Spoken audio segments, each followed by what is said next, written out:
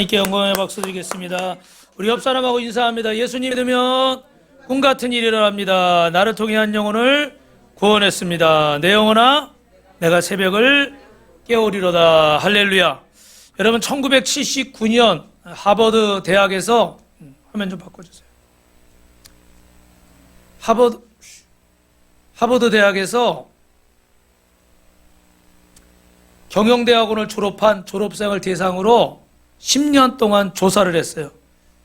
그래서 이 졸업생 중에 3%는 그 목표를 가지고 그 목표를 기록을 한 사람들이에요. 그리고 13%는 목표는 정했는데 기록은 하질 않았어요. 그리고 나머지 84%는 목표가 없이 그냥 학교를 다니다가 졸업한 사람들이에요. 그래서 10년 뒤에 이 세계적인 학교를 졸업한 그것도 아주 그냥 세계에서 내놓으라 하는 사람들이겠죠. 그죠? 그런데 이런 사람들이 10년이 흘러서 그들의 연봉을 조사를 했더니 목표를 정했던 13%가 목표를 정하지 않은 84%보다 연봉이 몇 배가 높았을까요? 3배가 높았어요. 할렐루야. 근데 이것도 놀랍지만 더 놀라운 거는 그 목표를 정하고 기록을 한 사람들, 그 목표를 써서 직접 실행에 옮기려고 한 사람들이 그 3%가 나머지 97%보다 연봉이 몇 배가 높았냐면요. 이렇게 높았어요. 몇 배요? 10배가 높았어요. 할렐루야. 네. 그래서 여러분 우리가 스리피 바인더 이렇게 배우신 분들 몇 분 계신데 그분들은 아마 이 이야기를 들으셨어요. 이건 여러분 뭐 누가 한국에서 만든 게 아니라 외국에서 나온 통계예요. 근데 이런 사람들을 구분을 하면서 그들의 학업 성적이나 집안 형편이나 뭐 외모나 이런 것들을 고려하지 않았어요. 왜냐하면 집안이 좋은 사람 좀 약한 사람이 있을 수 있잖아요. 그죠? 외모도 다 다를 수가 있고 딱 조건은 하나는 뭐냐면 인생의 목표가 분명히 있느냐 없느냐. 그런데 그 결과가 10년 뒤에 어마어마한 차이로 나타난 거예요. 여러분 무엇을 의미합니까? 명확한 목표를 정하는 것이 이만큼 중요하다는 거예요. 오늘 우리는 벌써 10월 1일을 맞이했어요. 그죠? 하나가 시작된 지 벌써 9달이 지나버렸습니다. 여러분들이 인생의 목표를 올 한 해 목표를 정하고 출발하셨습니까? 우리 보면 원어드를 적은 사람도 있어요. 그죠? 올해 나에게 주신 그 한 단어, 그 비전일 수도 있고 기도일 수도 있고 아니면 인내일 수도 있고 절대일 수도 있고 저 같은 경우는 전도예요. 근데 이 전도자, 이 목표를 정하고 우리가 달려가고 있는데 여러분 아직도 여러분 늦지 않은 줄로 믿습니다. 할렐루야. 왜냐하면 아직도 우리에게는 어떻게 해요? 4달이 남아 있어요. 근데 중요한 건 이 4달, 이 4개월을 잘 보내면 내년이 기대가 되는 거예요. 아멘이 안 하시네요? 내년이 기대가 되는 거예요. 그런데 이 4달도 아유 다 갔는데 뭐 이제 뭐래? 그냥 올해 지나고 내년에 어떻게 해보지? 아니요. 사람이 마음먹은 대로 다 되면 얼마나 좋겠어요. 그죠? 내일 해야지. 그 내일 하면 좋죠. 오늘 은혜 받았는데 오늘 순종해야 되는데 오늘 안 하고 다음 주에 하지. 그러면 다음 주에 되면 얼마나 좋겠어요? 사람 마음이 변하고 상황이 변해요.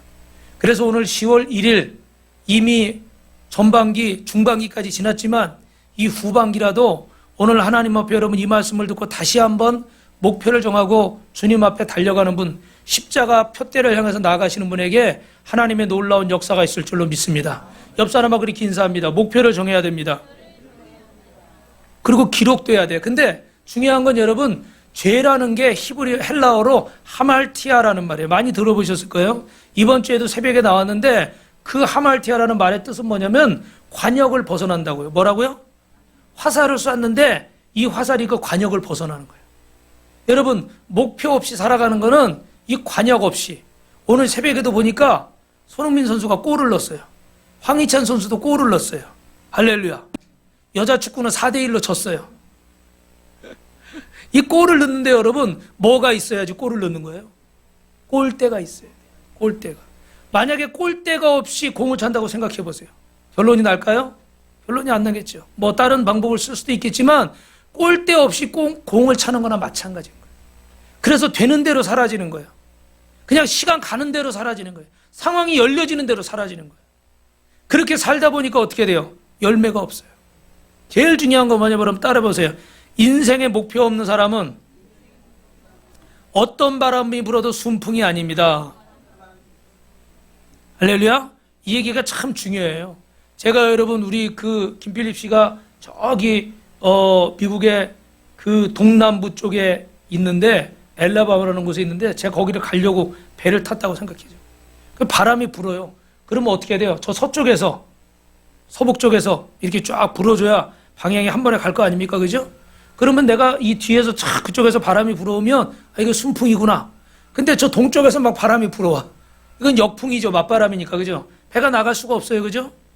내가 방향을 정한 사람은, 목표를 정한 사람은 이게 순풍인지 역풍인지 아는 거예요. 하나님이 막으시는 건지 하나님이 도우시는 건지 아는 거예요. 할렐루야. 할렐루야. 그런데 이 방향을 정하지 않은 사람은 어디서 불어와도 이게 순풍인지도 모르고 역풍인지도 몰라요. 그러니까 감사가 있을까 없을까요?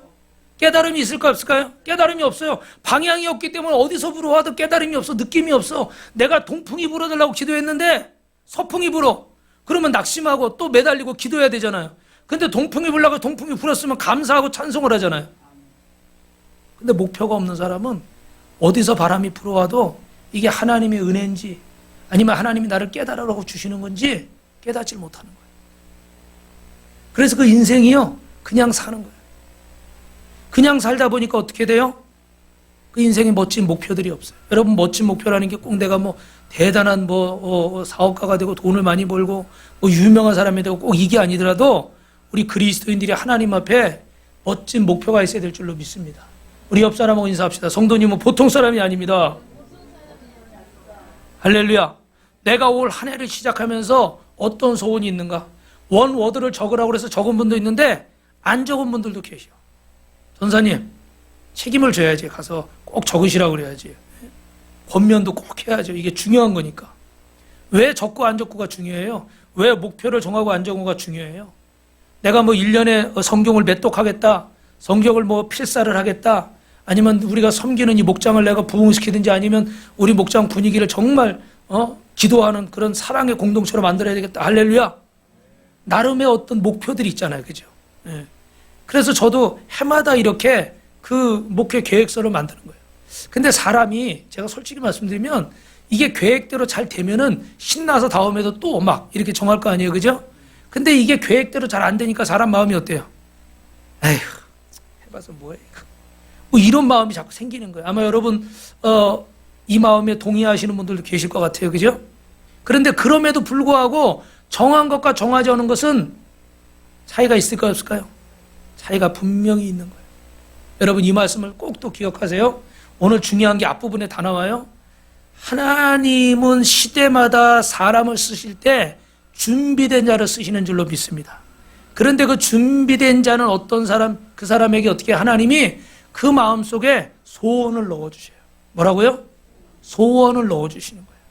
그런데 그 하나님을 만난 사람의 가슴 속에 간절한 소원.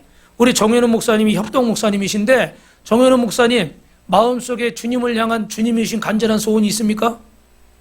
할렐루야. 구체적인 건 시간상 못 물어보지만 소원이 있어야 돼요. 만약에 없다 그러면 이 소원을 분명히 하셔야 돼요. 여러분, 빌립보서 1장 6절 말씀 읽어봅니다. 시작. 너희 안에서 착한 일을 시작하시니가 그리스도 예수의 날까지 이루실 줄을 우리는 확신하노라. 주님은 우리 안에 착한 일, 선한 일을 허락하신 줄로 믿습니다. 그러면 여러분이 선한 일이 뭔가? 먼저는요, 따라하세요. 죽음에서 해방되고 진리로 자유케 되는 겁니다. 그러니까 죄와 사망의 종로로 타다가 사단의 종로로 타고 사단의 종으로 살다가 사단의 자녀로 살다가 이제는 진리의 말씀 되신 예수님을 만나고서 그 인생의 자유를 얻게 된 줄로 믿습니다. 할렐루야. 그리고 두 번째로는 따라합니다. 하나님의 나라와 의를 구합니다. 이제 더 이상 내가 사단의 자녀가 아니고 사단의 종로로 타지 않고 하나님의 자녀가 되었어요. 그러니까 이제 하나님의 뜻을 구하고 하나님이 주신 소원을 쫓아가는 자가 되어야 될 줄로 믿습니다. 그래서 인생의 가치관이 바뀌어야 되고, 저를 보세요. 인생의 목적이 바뀌어야 돼요. 눈빛들이 좀 빛나야 되는데, 눈빛들이 빛나야 되는데 눈빛이 지금 안 빛나고 있어요. 다시 한번, 인생의 가치가 바뀌고 목적이 바뀌고 정체성이 바뀌어야 됩니다. 내 정체성이 주님 앞에 정확히 내가 어떤 존재인지를 어떻게 돼요?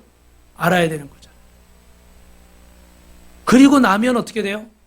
그리고 나면 어제도 내가 예수 믿기 전에도 회사 출근했고 오늘도 그 회사 또 출근해요. 그래도 어떻게 돼요? 정체성이 바뀌었고 목적이 바뀌었어요.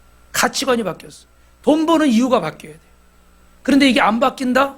그럼 어떻게 돼요? 온전히 주님의 소원이 내 안에 들어오지 않은 거예요. 아직도 돈 버는 목적이 나 때문에 내 새끼들 먹여 살리려고? 아직도 예수를 몇 년을 믿어도 이게 바뀌질 않아요? 가치관이 안 바뀐 거예요. 주님이 내 안에 그 소원을 내가 안 받아들인 거예요. 돈을 벌지 말라는 것도 아니고 열심히 살지 말라는 것도 아니고 행복하게 살지 말라는 것도 아니고 누리고 살지 말라는 것도 아니에요. 놀러 다니시고 갈 데 있으면 가고 드시고 싶은 거 있으면 드시고 하고 싶은 거 있으면 하세요. 아멘. 아멘. 근데 그 안에 어떻게 돼요? 주님이 주신 소원이 그 안에 들어있어야 돼요. 그러면 같은 돈이라도 사용처가 달라지는 거고 의미가 달라지는 거예요. 할렐루야. 제가 밥을 먹어도 그냥 내가 일하려고 먹고 살기 위해서 밥을 먹는 게 아니라 내가 건강해야 주의 일도 더 열심히 하지. 목사가 어디가 아프면 안 되지. 그래서 요새 끝나면 새벽 예배 끝나면 저기서 제가 탁구대 세워놓고 막 치고 주일날은 제가 치우는데 오늘 못 치웠네. 다 치우고 또 월요일날 피고 또 하는 거예요. 근데 운동하는 목적이 나 아프지 말아야지, 오래 살아야지, 건강해야지. 그게 끝이 아닌 거예요. 내가 주의 일 해야 되는데 빌빌거리고 마냥 이렇게 맨날 아프다 그러고 그러면 어떻게 돼요? 성도들이 걱정하고 또 주의 일도 제대로 할 수가 없잖아요. 똑같은 것 같지만 똑같지 않은 거예요. 똑같이 100만 원 벌어도 똑같은 것 같지만 똑같지 않아요. 그래서 마지막 세 번째로 그 소원은 뭐예요? 따라합니다. 모든 영혼들이, 이 땅의 모든 영혼이 주께로 돌아옵니다. 우리가 주님의 나라와 주님의 은혜를 구하니까, 의의를 구하니까 돈을 벌어도 일을 해도 공부를 해도 무엇을 해도 주님의 몸된 교회를 세우고 영혼을 구원하고 주님의 사랑을 전파하고 이것에 모든 초점이 가 있으니까 우리를 통해서 어떻게 돼요? 주변의 영혼들이 주님 앞에 돌아오는 거죠. 할렐루야. 우리 그 골목에서 저희가 이렇게 만나는 분마다 이렇게 브리치를 전하다 보니까 이제 여러분들이 알고 계시잖아요. 그러니까 얼마 전에 우리 사모님한테 그 한 분, 그 암 환자라는 분 있잖아요. 새벽에도 제가 딱 만나가지고 태우고 오려고 그랬는데, 자꾸 이렇게 뒤로 빼려고 그래가지고 갈까 말까 그러는 것 같아요. 그래서 못 모시고 왔는데, 볼 때마다, 근데 그분이 또 우리 사모님 보고, 이 사람 이거 안 했다고, 3분 브리치, 이 사람도 하라고, 막 이렇게 하는 거예요. 그리고 누가 제가 뭘 하고 있잖아요. 그러면 이렇게 지나가다 보고 딱 알아요. 아, 저 목사님도 저거 하는구나, 전도하는구나. 그리고 옆에 가만히 기다려. 기다릴 때 좀 이따 말을 걸어. 예. 이제 이미 어떻게 주변 사람들이 알아버리는 거예요. 저분이 말 걸면은 전도하려고 그러는구나. 할렐루야. 그래서 나는 전도 받으니까 너도 전도 받아라. 그리고 또 약속을 하더니, 아유, 내가 교회 한번 가야 될 텐데. 전에는 얼굴 보면 식사 한번 해야죠. 그랬는데 지금은 교회 한번 가야 될 텐데. 할렐루야. 여러분, 우리가 주님 앞에 분명한 가치관과 정체성을 가지니까 우리 주변의 사람들이 어떻게 해요? 끌려오는 거예요. 믿으시면 아멘. 그래서 성경은 예수님이 누가복음 12장 49절에 이렇게 말씀하시는 거예요. 시작. 내가 불을 땅에 던지러 왔더니 이 불이 이미 붙었으면 내가 무엇을 원하리요. 주님은 이 땅에 불을 던지러 오셨는데 여러분, 이 불은 심판의 불뿐만 아니라 따라합니다. 생명의 불이고 구원의 불이고 성령의 불이고 사랑의 불인 줄 믿습니다. 옆 사람하고 인사합니다. 믿으시면 아멘. 믿으시면 아멘. 이 불이 우리에게 전해져서 이 불이 우리 가슴에 떨어지면 어떻게 돼요? 내가 복음을 전하지 않으면 살 수가 없는 거예요. 어떤 영혼을 보면 꽂혀가지고 그에게 복음을 전하지 않고 견딜 수가 없는 거예요. 제가 이번 주에는 좀 잠잠했는데 지난주에 그 할머니 한 분도 매번 새벽 예배 끝나고 기도하고 가면 골목에서 이렇게 구루마 이런 거 있잖아요. 이거 밀고 지나가시는 거예요. 그러다 어느 날 앉아있고 그래가지고 차를 탔으니까 바로 못 세우잖아요. 그래서 골목에 세우려고 그러면 이분이 어떻게 가버리고 안 계시고 막 그래가지고 오늘 사진이 준비가 안 되는데 10번 정도 밴드에서 보신 분들 계실 거예요. 그죠? 10번 정도 실패를 했어요. 근데 그날은 내가 또 차라리 안 보이면 마음이 편해. 안 보이면 그냥 안 계시구나. 근데 계속 보이니까 마음에 걸리는 거야. 자꾸. 그러니까 어떻게 돼요? 이분에게 복음을 전해야 되겠다. 전해야 되겠다. 주님이 내 마음에 자꾸 소원을 주시는 거예요. 할렐루야. 그래서 어떻게 그날 갔더니 말씀드렸죠? 그 딸이 저 수지에서 목회하신대요. 근데 그 딸이 그냥 엄마를 열심히 전도하는데 또 딸이니까 좀 말을 세게 하나 봐. 지옥 간다 그러고 불구덩이 속에 들어간다 그러고 저주받는다고. 딸이니까 이제 엄마니까 뭐 좀 이제 뭐 있는 대로 얘기를 하신 것 같아요. 예.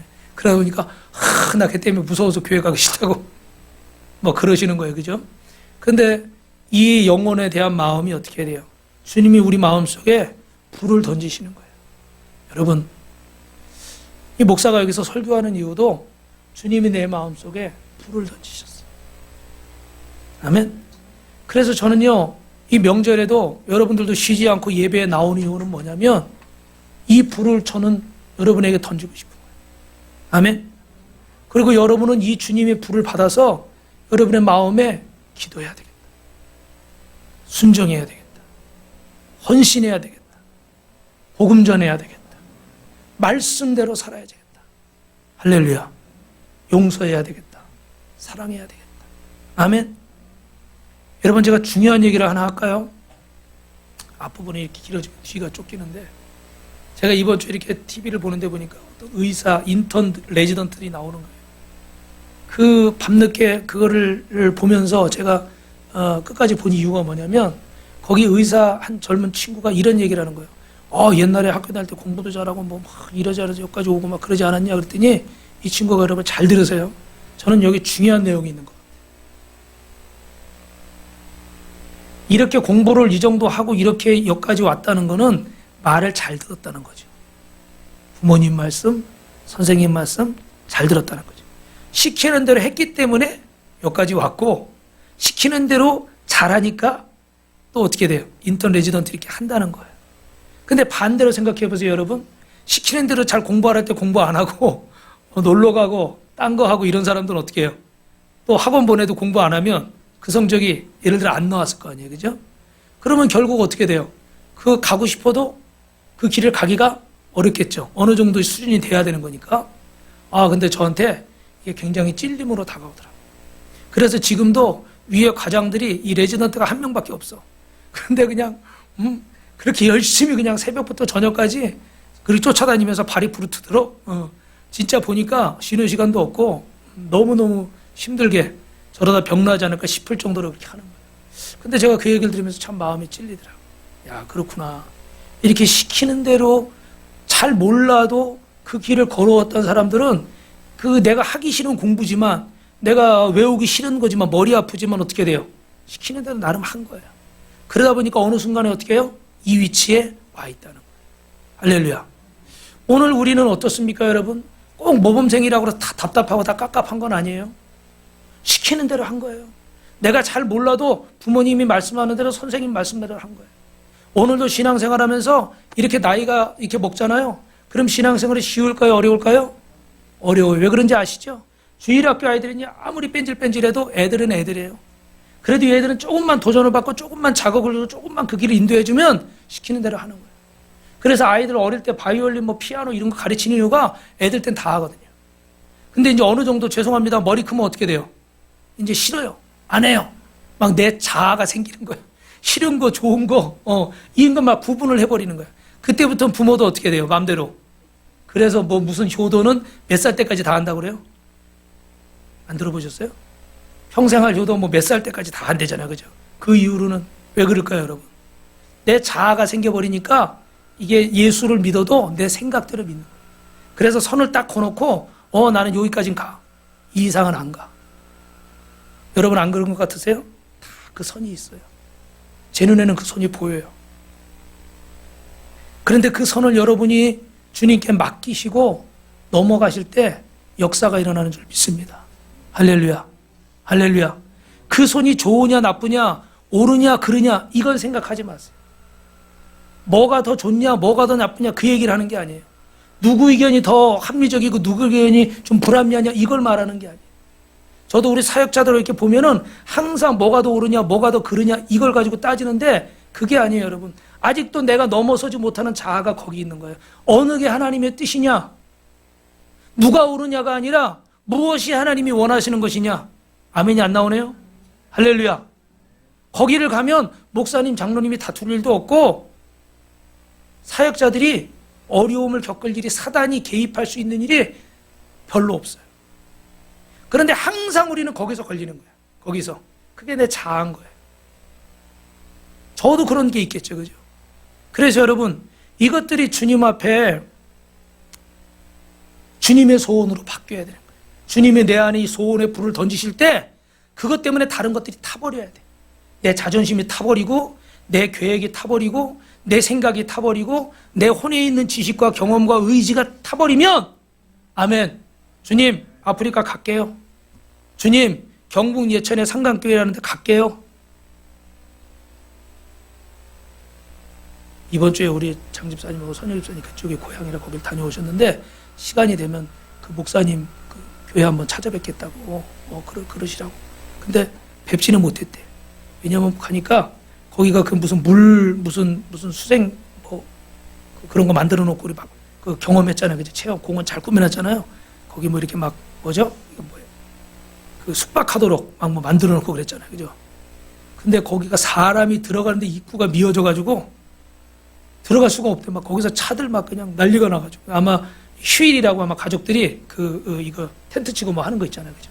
그거 하러 거기 막 온 것 같아. 옆 사람하고 인사하세요. 우린 잘 갔다 왔네. 제가 그 얘기 들으니까 야 우린 사람 없을 때 잘 갔다 왔다. 다행이다 싶더라고. 그런데 주님의 마음이 주님의 소원이 우리의 마음을 이렇게 불태워야 내 계획이나 내 생각을 내려놓고 주님 앞에 가는 거예요. 아멘. 여러분 오늘 이 중요한 말씀인데 오늘 주님은 어떻게 기도하셨는가? 히브리서 5장 7절에 시작. 그는 육체에 계실 때에 자기를 죽음에서 능히 구원하실 이에게 심한 통곡과 눈물로 간구와 소원을 올렸고 그의 경건하심으로 말미암아 얻었느니라. 오늘 아마 여러분 영상을 재밌게 보셨는데 예수님은 심한 통곡과 눈물로 간구를 소원을 올리셨어요. 그런데 사실은 예수님은 그렇게 기도하실 필요가 있었을까요? 없었을까요? 사실은 없으신 분이에요. 왜요? 삼위일체 하나님이시기 때문에. 할렐루야. 여러분이 이 영상을 보신 것 중에 참 이렇게 재밌죠, 그죠? 우리 아이가. 그런데 제가 이제 보여드린 이유가 또 은혜스러워서 보여드린 것도 있고 또 하나는 틀린 게 있어서 보여드린 거예요. 예. 여기 여러분이 자막을 영어까지는 못 보셨을 텐데 영어로 보시면 one person, 하나의 인격, 네잎클로버가 한 줄기에서 3개, 4개 잎사귀가 나오듯이 그렇게 설명하는데 이거는 완전히 이제 잘못된 얘기예요. 이런 부분들이 이제 여러분이 유튜브를 보시거나 영상을 보시면 여러분이 구분을 못 하시는 거예요. 그러니까 제가 꼭 물어보라는 것이 이런 거는 그 중세시대로 얘기하면 일위삼체예요. 일위삼체. 체가 뭐냐면 몸을 말하는 거예요. 삼위일체 할 때 삼위는 person, 삼위는 인격이 3개예요. 일체는 몸이 하나라는 말이에요. 3분의 인격이 한 몸처럼 일하신다 그래서 삼위일체야. 근데 우리는 부흥사들이나 이런 분들이 양태론적 군주론과 양자론적 군주론은 이해를 잘 못해가지고 부흥회 때 그냥 한 사람이 3가지 역할을 하는 것처럼 그렇게 다 얘기를 해버렸어. 그래서 여러분이 알고 있는 대부분의 삼위일체는 삼위일체가 아니라 일위삼체예요. 중세시대 같으면 다 어떻게 해요? 화형당하고 목 잘리는 그런 이단인 거예요. 근데 이게 지금 당장 우리 신앙생활 하는데 큰 문제는 안 돼요. 그러니까 뭐 그렇진 않지만 이런 거 하나 봐도 유튜브에 나오는 영상을 봐도 여러분들 중에는 어떻게 돼요? 대부분은 구분을 못하는 거예요. 신학교에서도 또 목사님들도 사실 잘못 알고 계신 분들이 굉장히 많아요. 그런데 저는 제주도에 있을 때 신학교 교수를 하면서 이 교리사를 가르쳤기 때문에 이거를 좀 더 깊이 볼 수 있는 기회가 있었어요. 그래서 저도 잘못하면은 저기 교회에서는 제가 목사예요. 집에 가서는 아빠예요. 학교 가면은 예를 들면 뭐 교수나 선생이에요. 학생이에요. 그러면 한 사람이 어떻게 3가지 역할을 하잖아요. 그죠? 이건 일위삼체인 거예요. 한 몸이 3가지 모습으로 나타나는 거예요. 근데 성경이 말하는 삼위일체는 3사람의 인격이 한 몸처럼 일하시. 정말 한 사람처럼 일하시는 거예요. 할렐루야. 이게 여러분 어려운 건데 오늘 이걸 설명하는 게 주는 아니니까 나중에 여러분이 더 알고 싶으시면 양육을 받으시고 아멘? 양육 안 받으신 분도 있으니까 양육 받으면 제가 자세히 설명해 드려요. 그래서 이 예수님은 삼위일체 하나님이시기 때문에 기도하실 사실 이렇게 할 필요가 없어요. 그런데 왜 이렇게 기도하셨을까? 우리에게 본이 되시기 위해서. 할렐루야. 뭐라고요? 우리에게 본이 되시기 위해서. 그래서 여러분 따라합니다. 간절한 소원 때문입니다. 첫 번째 여러분이 적으실 거는 간절한 소원. 사람은 저마다 소원을 가지고 있는데 여러분의 기도 제목과 소원은 무엇입니까? 뭐 올해를 시작하면서 사업이 잘 되는 거, 자녀가 잘 되는 거, 건강한 거, 뭐 남편이 자녀가 믿음 안에 이렇게 돌아오는 거 여러 가지 소원들이 있으실 거예요. 근데 여러분이 여기서 멈춰서는 안 되고 희망상으로 멈춰서는 안 되고 기도 제목이 돼야 될 줄 믿습니다. 사람들이 바라는 건 다 있어요. 그죠? 또 어떤 분들은 뭐 내가 전도를 하겠습니다. 내가 뭐 하겠습니다. 여러분 다 소원이 있어요. 근데 거기서 소원으로 끝나서는 안 되고 여러분 기도 제목이 돼야 될 줄로 믿습니다. 우리 송중기 목사님이 쓰신 살리는 기도라는 책에 보니까 염려를 통해서는 아무것도 해결되지 않습니다. 우리를 에워싼 모든 문제를 놓고 따라합시다. 함께 기도합시다. 할렐루야. 그래서 여러분이 제가 주님이 저와 여러분에게 자꾸 기도의 불을 던지고 싶은 거예요. 저에게도 주님께서 더 기도해달라는 자꾸 사인을 주시는 때가 있어요. 근데 제가 그렇게 응할 때가 있고 또 못할 때도 있어요. 이 말씀을 전하면서도 제 안에 부담이 있어요. 그런데 여러분 주님께서 던져주시는 이 기도의 불을 받으시기를 주님의 이름으로 축원합니다. 여러분 이 기도의 불을 받으면 어떻게 되냐면 여러분 댐이 있잖아요. 지금 리비아에서 참 안타까운 일이 있었죠. 그죠? 이 홍수 때문에 댐이 무너지고 수많은 사람들이 막 목숨을 잃고 도시가 어떻게 사라져버렸더라고. 항공사진 촬영한 거 보니까 진짜 무시무시하더라고요. 그죠? 불보다 물이 더 무섭다는 말을 조금 이해가 되더라고요.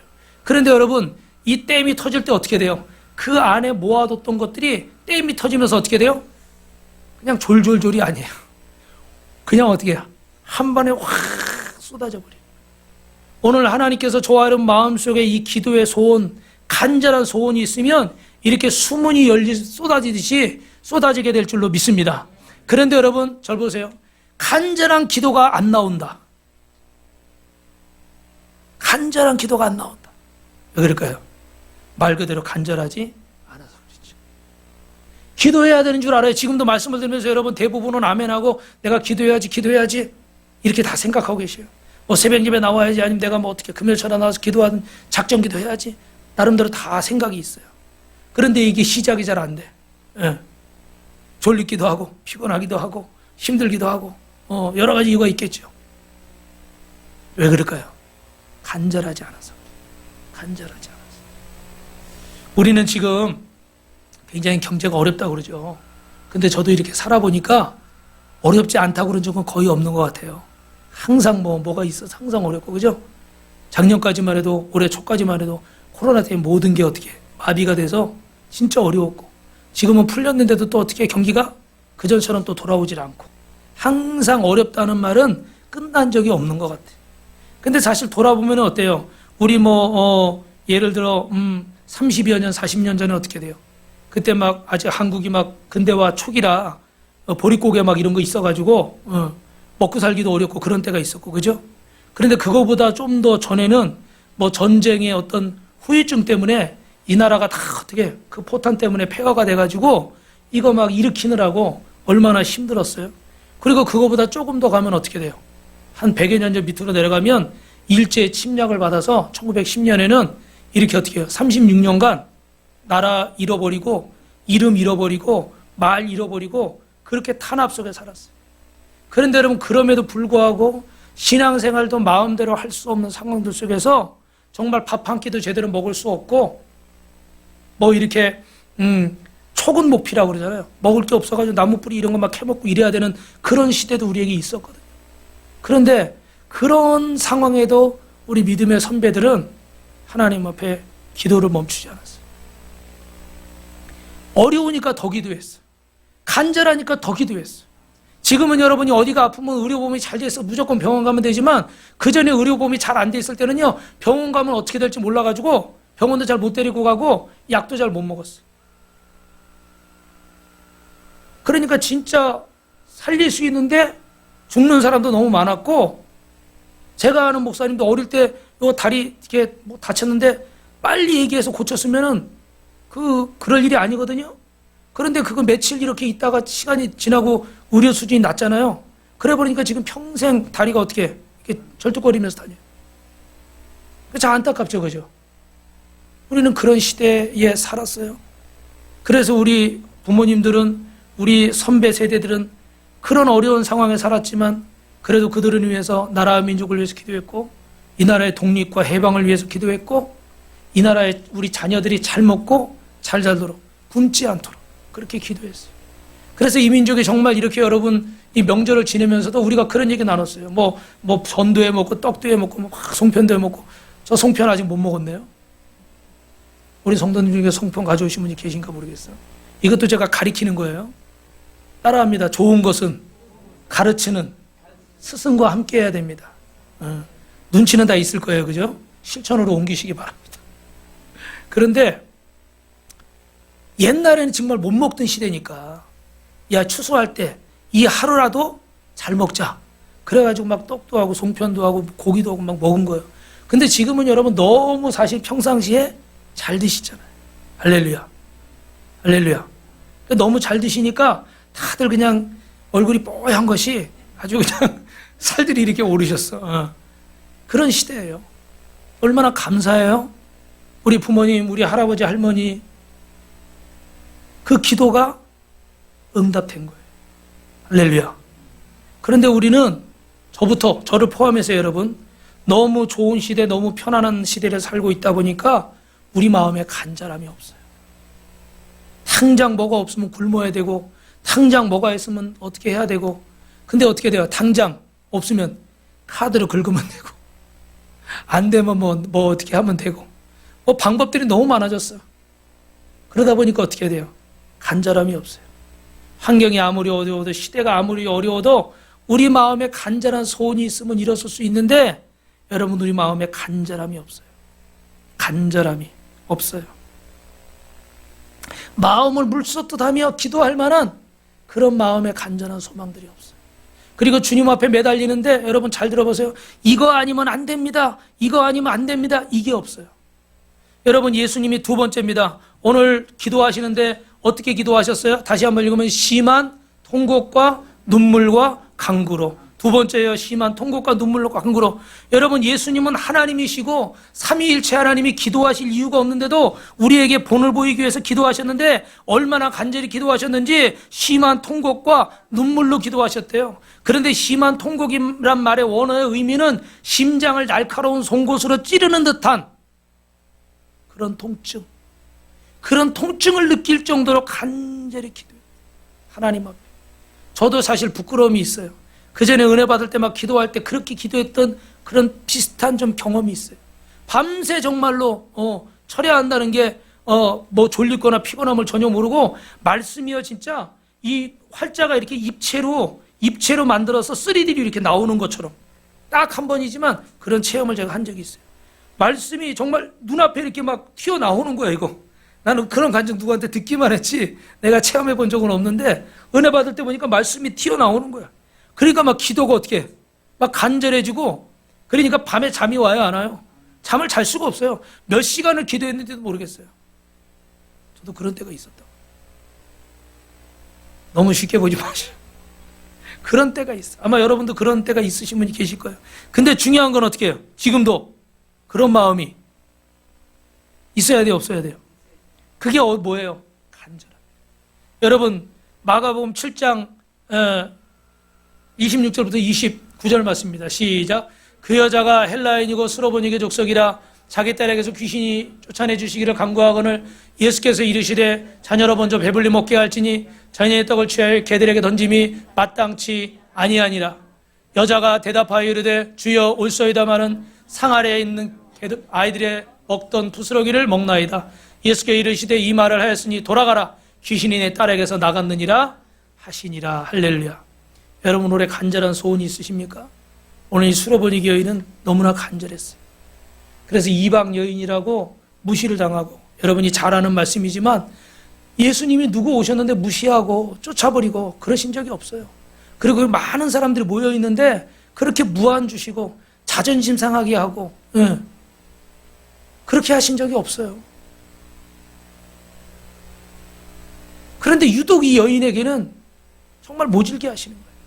나에게 몇 살이었는지 모르지만 우리 참 저도 보니까 이렇게 옛날 어른들 심정이 조금 이해가 되는 것 같아요. 요새 젊은 분들 보니까 진짜 무섭더라고요.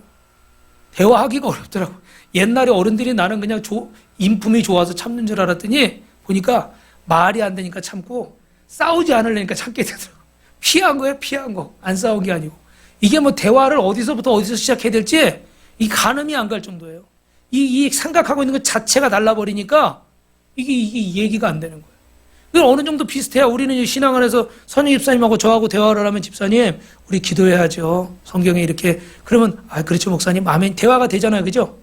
근데 전혀 예수 안 믿고 전혀 모르는 사람인데 아주머니 기도해야죠. 그러면 뭐라고 생각하겠어요? 나 아줌마 아닌데 이 생각부터 하는 거 완전 딴 생각하는 거예요, 그죠? 그러니까 이것 자체가 정말 너무너무 마음이 아픈 거예요.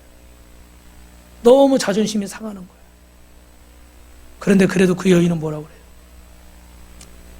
개들도, 마치 개라고 비유했잖아요. 여러분 잘 아는 말씀이니까. 근데 개들도 자기 주인의 상에 떨어지는 부스러기를 먹습니다. 나를 지금 그 많은 사람 앞에서 내 자존심을 뭉개고 나이가 몇인지는 모르지만 나를 무시하고 나를 여기서 완전히 바보 취급하고 또 자격지심이 있을까 없을까? 이방인이라는 자격지심이 있어요. 유대인들이 얼마나 무시하고 얼굴 가다가 마주치면 돌아서서 재수없다고 침뱉고 막 이 정도까지 멸시하던 사람들이에요. 그러니까 이미 그런 생각을 하고 각오하고 왔지만 거기다 그냥 더 덮어버리시는 거예요. 무거운 짐을 더 덮어버리시는 거예요. 이 무거운 짐을 내려놓겠다고 주님을 찾아왔는데 주님이 거기다 더 얹어버리시는 거예요. 그럴 때 우리 반응은 어떨까요? 저 같으면 바로 도망가든지 기분 나쁘다고 아마 흉봤을 것 같아요. 그런데 오늘 이 여인은 주님, 개들도 자기 주인의 상에서 떨어지는 부스러기 먹습니다. 여러분 이 얘기는 무슨 얘기냐면 따라해보세요. 주님밖에 없어요. 여러분 이 말씀이 중요해요. 당신밖에 없어요. 여러분이 아직도 간절하지 않은 것은 다른 방법이 있다 생각하는 거예요. 여러분이 아직도 간절히 찾지 않는 것은 안 되면 때려치겠다는 생각이 있어서 그래요. 아니면 말지 이런 생각이 있어서 그래요. 아니면 딴 데 가지 이런 생각이 있어서 그래요.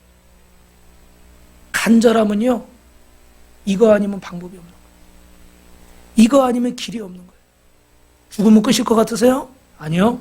영원한 심판이 있어요. 여러분이 의식하지 못하면 끝나는 줄 아세요? 아니요. 의식의 세계 너머에 더 영원한 세계가 있어요. 그런데 이거 아니면 말지 이런 생각을 하고 있기 때문에 간절해요. 그래서 아까 의사 얘기했잖아요. 제가 찔리더라고요. 저도 제 마음속에 그런 마음이 좀 있어. 이거 아니면 말지. 하다가 안 되면 말지. 이런 마음이 제 안에도 있어. 그래서 저는 오늘 이 말씀이 너무 저에게 찔리더라고요. 여러분, 오늘 이 수로보니게 여인이 주님을 만난 것은 주님, 제 딸은 주님 아니면 안 돼요. 주님 아니면 끝나요. 제발 주님, 제발 주님, 내 자녀를 좀 고쳐주세요. 할렐루야. 여러분, 저는 그 전에 그 기도원 사역할 때 한 어머니가 오셨는데 상담을 하는데 20일 금식을 하시겠다고 그래요. 그래서 20일 금식을 왜 하시냐고 그러니까 아들이 주님을 만나지 못했대요. 제가 벙 쪘어요. 아니 아들이 주님을 만나는 거 중요하긴 한데 무슨 아들이 암에 걸린 것도 아니고 당장 무슨 집이 부도가 나서 쫓겨나는 것도 아니고 근데 아들이 주님을 만나지 못했다고 21일 금식을 하겠다. 여러분 금식기도 해보신 분은 알겠지만 21일 금식 우리 전도사님이 지난주에 3일 금식을 하셨는데 3일 금식도 얼마나 힘들어요. 그죠? 21일 금식은 진짜 목숨 걸고 하는 거예요. 근데 그것도 아들이 당장 죽을 병 걸린 도 아닌데 이 아들이 하나님 앞에 믿음으로 서느냐 안 서느냐가 이 어머니에게는 더 중요한 거예요. 여러분 이해되세요? 이해되세요? 이해가 되는 분은 은혜가 있고 이해가 안 되는 분은 아직 이 마음을 모르는 거예요. 내 아들이 암병 걸려 죽는 것보다 더 중요한 건 그 영혼이 주님을 만나서 영원한 하늘나라의 소망 두고 천국 백성 사는 게 더 중요하기 때문에 이 땅의 삶이 끝이 아니기 때문에 이 아들이 주님 만나는 게 나한테는 더 중요해요. 그래서 이 아들이 암병 걸려서 내가 20일 금식을 하는 게 아니라 이 아들이 주님을 만나야 하기 때문에 내 목숨을 걸고 기도하겠다는 거예요. 할렐루야. 그분이 뭐 그렇다고 대단하게 뭐 그런 건 아니에요, 여러분. 다른 부분에 어떤 인간적인 어떤 부족한 모습들은 많이 있을 거예요. 제가 그분을 아니까. 그런데 그 마음의 간절한 소원만큼은 주님 앞에 주님밖에 없습니다. 주님만이 이 일을 하실 수 있습니다. 할렐루야. 여러분, 그래서 우리가 이 마음을 주님 앞에 해가려고 그러면 두 가지를 여러분 해야 되는데 수로보니 여인이 간절히 주님 앞에 매달리는 장면을 표현해 봤고요. 예레미야 2장 13절 말씀 같이 했습니다. 시작. 내 백성이 두 가지 악을 행했는데 곧 그들이 생수의 근원되는 나를 버린 것과 스스로 웅덩이를 판 것인데 그것은 그 물을 가두지 못할 터진 웅덩이들이니라. 여러분, 주님 앞에 돌아오도록 왜 간절히 기도하지 않습니까? 왜 몸부림치지 않습니까? 그만큼 절박하지 않고 그만큼 간절하지 않은 거예요. 여기서 간절하라고 해서 여러분이 간절해지는 건 아니에요. 그런데 하나님의 말씀을 듣고 주님의 불이 여러분 마음에 떨어지면, 여러분 마음에 이 중요성을 깨달으면 간절함이 생길 줄로 믿습니다. 할렐루야. 여러분, 제 말을 듣는 게 아니에요. 제가 여러분에게 간절하세요, 기도하세요, 이래서 여러분이 변화되는 게 아니에요. 이 말씀을 듣는 가운데 성령님이 여러분 마음속에 말씀하시면, 성령의 불이 떨어지면 그때 우리의 마음이 변화되는 거예요. 그런데 여러분, 여기서 이 중요한 것은 하나님을 떠나고 또 스스로 어떻게 돼요? 내가 할 수 있다고 하는 거죠. 근데 이런 것들이 주님 앞에 해결되기 위해서 우리가 해야 될 일이 있어요. 한번 따라합니다, 여러분. 하나님의 사랑을 회복합시다. 그래서 윌리엄 로우라는 사람이 하나님의 첫사랑을 회복하라고 그랬는데, 여기 여러분 두 가지를 말씀하고 있는데, 우리 계시록 2장 5절 말씀 읽어봅니다. 시작. 그러므로 어디서 떨어진 것을 생각하고 회개하여 처음 행위를 가지라. 만일 그리하지 아니하고 회개치 아니하면 내가 내게 임하여 내 뜻대로 그 자리에서 옮기리라. 여러분, 두 가지를 해야 돼요. 첫 번째 따라합니다. 생각합시다. 뭘 생각하라고 그래요, 여러분? 뭘 생각하라고 그래요? 어디서 이 믿음을 잃어버렸는지, 어디서 이 은혜를 잃어버렸는지, 언제부터 기도를 멈추게 됐는지, 언제부터 내 안에 부정적인 것이 들어오고, 언제부터 내 안에 교만이 찾아오고, 언제부터 내 가슴이 얼어붙었는지, 언제부터 내가 기도 없이 내 힘으로도 모든 것이 된다고 생각했는지, 그 믿음을 잃어버린 때를 찾으라는 거예요. 왜 기도하는데 눈물이 없을까요? 간절한 소원이 없고 절박한 소원이 없는 거예요.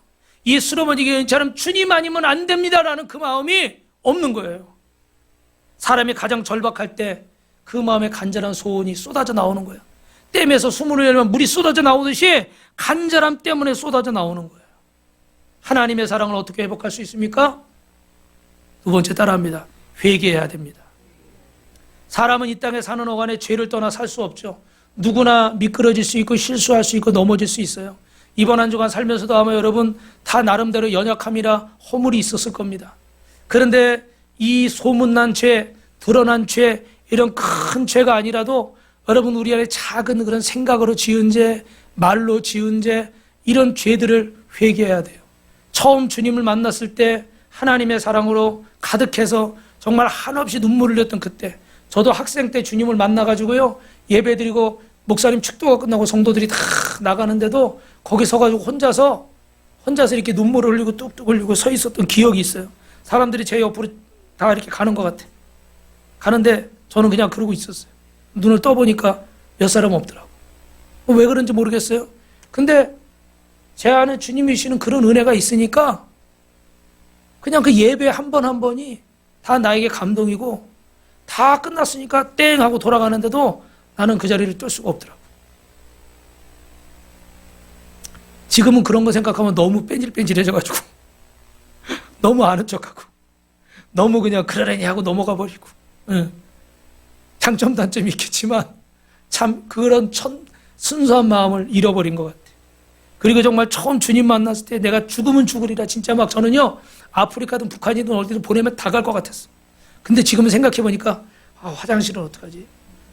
음식이 안 맞아서 이거 우간다 가보니까 못 먹겠더라고. 음식이 담백해서 뭐 이렇게 다 구워주고 이런 거는 오히려 향신료가 안 들어가니까 괜찮아요. 먹기가 좋아요. 그런데 막 그 뭐 양고기 주고 막 이러는데 우리 한 목사님이 잘 드시더라고. 그분은 체질이 우간다 체질이야. 근데 저는 잘 못 먹겠더라고. 일단은 선입견이 있어서. 그러니까 뭐 이 생각부터 하는 거예요 지금. 그런 뜨거운 마음, 순수한 마음, 죄송합니다, 물불 안 가리던 그런 마음이 어디 간지 없어. 잠자리 생각해야 되고, 뭐 이런 거 저런 거 막 따지니까 참 주의라는 것도 쉽지 않아요. 왜 그래요, 여러분? 꼭 나쁘다, 좋다라는 말씀을 드리려는 게 아니에요. 주님의 사랑이면 충분했는데, 이 복음이면 충분했던 때가 있었는데, 지금은 너무 많은 것들이 걸려 있어요. 걸려 있다는 건 그만큼 어떻게 내가 불로 이런 것들을 다 그냥 불태울 수 있는 만한 그런 간절함이 우리 속에 없는 것이. 내 마음이 너무나 많이 변질됐고 강팍해졌고 교만해졌고 안일해졌고 내 자아가 아주 강해졌어요. 마지막으로 이 말씀 드리고 마칠까요? 여러분, 미국의 서부의 한 젊은이가 실수로 사람을 죽였어요. 그는 그 사연을 안타깝게 여긴 주변 사람들이 이렇게 주지사에게 청원을 넣었어요. 이 사람 원래 성실하고 착한 청년이다. 실수해서 이렇게 됐는데 좀 기회 좀 줘라. 사형시키는 것은 너무 심하다. 그 죄를 좀 감면해줘라. 근데도 크리스찬이었던 이 주지사가 편지를 받고 마음의 감동을 받았어요. 그래서 그때 당시 이 주지사는요, 대통령처럼 이런 사명권이 있어요. 그 주에 한해서는. 그래가지고 이 주지사가 성직자 복장을 하고 이 사명권을 가지고 감옥에 찾아갔습니다. 그런데 이 청년을 만나려고 하는데 이 청년이 만나기를 거부하는 거예요. 근데 이유를 들어보니까 벌써 나는 당신 같은 사람을 8명이나 만났어. 근데 만나도 소용이 없어. 내가 사형당한다는 이 사실을 바꿀 수가 없는 거야. 그러니까 만나봐야 소용없다. 원래 그렇게 악한 청년이 아니라고 그러는데 마음이 강팍해진 것 같아. 근데도 이 주지사가 사명권 얘기는 안 하고 내가 당신을 만나면 아주 좋은 선물을 줄 수 있다. 한 번만 시간을 내라. 한 번만 만나자. 그리고 계속 설득을 했는데도 이 청년은 결국 어떻게 해요? 안 만나겠다고. 그래 주지사는 돌아간 거예요. 나중에 간수가 얘기하는 거예요. 그 사람이 주지사인데 너 사명권 주려고 왔었다? 얼마나 억울해, 그죠? 얼마나 안타깝고 후회가 돼요. 만나기만 했으면 되는데. 근데 이 청년이 결국은 사형을 당하면서 이렇게 말했다고 그럽니다. 나는 내 죄 때문에 죽는 게 아니라 주지사의 사면증을 거절했기 때문에 죽는 겁니다. 이해되세요? 안타깝죠, 여러분? 여러분, 우리가 죽는 것은 우리의 죄 때문이 아니에요. 주님 앞에 회개하고 돌아오면 되는데 회개하지 않는 거예요. 간절함이 없는 거예요. 그래서 우리 주님은 심한 통곡과 눈물로 하나님 앞에 기도를 올리신 거예요. 사랑하는 성도 여러분, 이 남은 시간 동안 저와 여러분이 우리 예수님처럼 심한 통곡과 눈물로 남은 한 해를 드리시길 주님의 이름으로 축원합니다. 여러분, 젊음도 지나갑니다. 늙음도 지나갑니다. 이 땅을 다 떠나게 돼 있습니다. 어떤 분은 질병으로 떠날 것이고 어떤 분은 연세가 많이 드셔서 떠나갈 것이고 누구든지 이 땅을 떠나게 돼 있어요. 어떤 분은 사고나 돌연사로 돌아가실 수도 있고 우리는 모두 주님께로 갈 수밖에 없습니다. 그 주님을 생각하며 올 한 해를 늘 십자가를 바라보시며 십자가 사랑을 마음에 품고 간절한 마음으로 통곡하며 기도하며 무릎을 주님 앞에 나아가셔서 여러분의 소원을 이루시는 그런 한 해가 되시기를 주님의 이름으로 축원합니다. 축원합니다.